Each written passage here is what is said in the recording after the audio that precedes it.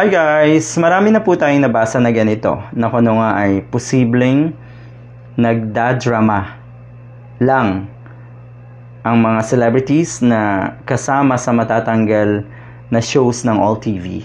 At isa nga po dyan si Mr. Willie Revillame. Diba yung salitang drama? Nasa kanila kasi yan eh. Tatak nila yan. Yung magdadrama-dramahan, magpapaawa, manghihingi ng simpatya.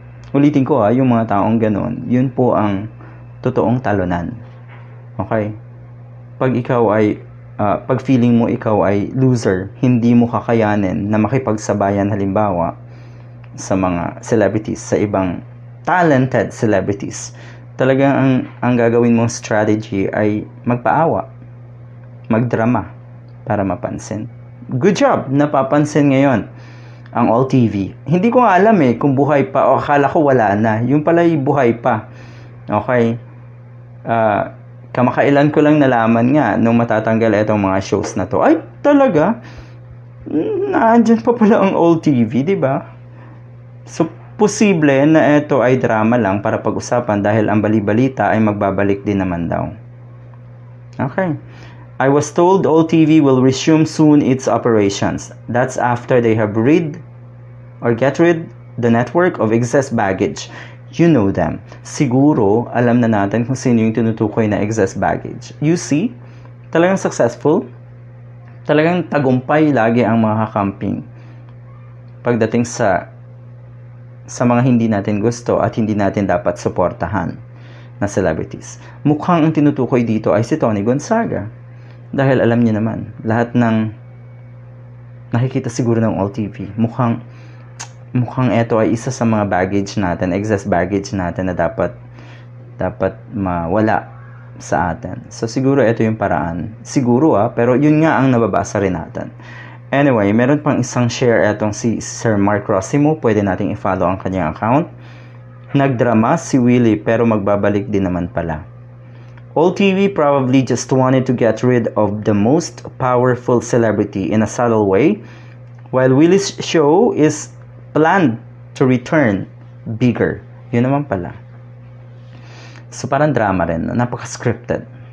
Okay? They needed to maintain his loyal audience, while at the same time please the audiences who discussed watching the Marcos Enabler on that channel. Alam na natin kung sino yung tinutukoy dito.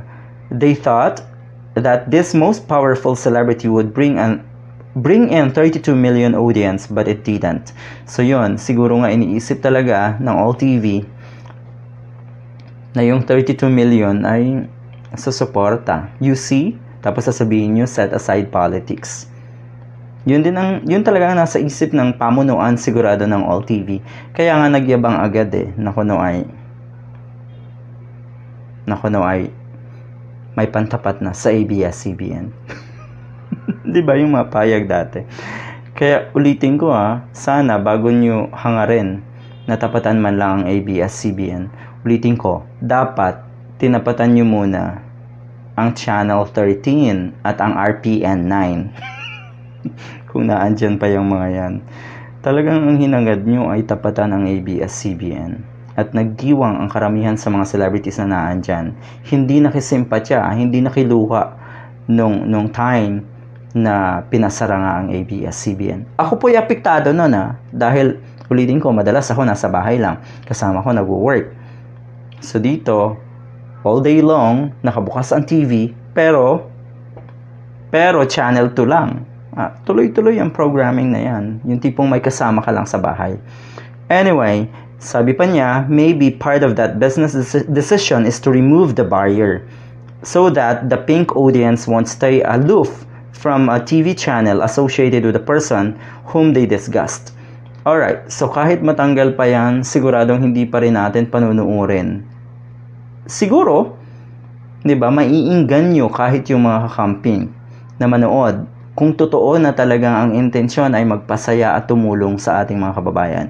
Kung makita nila yung totoong magandang hangarin na yon. At higit sa lahat, syempre, kung makita ng mga supporters ng mga kababayan natin na may kalidad ang mga programang katulad nga ng Wawawin.